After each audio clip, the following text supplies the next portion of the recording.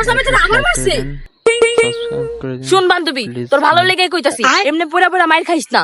আমরা নারী, আমরা সবই পারি। তুই নিজের পায়ে দাঁড়াবি। এখন বর্তমান যুগ হইতাছে নারীর স্বাধীনতার যুগ। তুই নিজে কামাই করে নিজে খাবি। দুইটা ভাতের লেগা ওই ভাই সারাদিন খাটবি, আবার মায়েরও খাবি। এডি করিস না, বুঝোস নাই?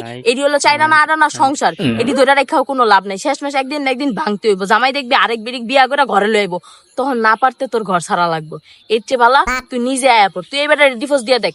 আমারে দেখ, আমার শ্বশুর বাড়িতে আমার জামাই খালি একদিন আমার কইছিল, হেই এক গ্লাস পানি দাও। আমি এই হে কইলা কে? তুমি তো আমার হে কর সাহস রাখো না? হ্যাঁ, আমি তোমার বাতার খাইতাম না? আমি নগদ আমার শ্বশুর বাড়িতে আয় পড়ছি, আর জীবনও যাইতাম না। তুইও ডিভোর্স দিয়া দে, আর জীবনে এবার সংসার করিস না, দেখবি অনেক ভালো থাকবি।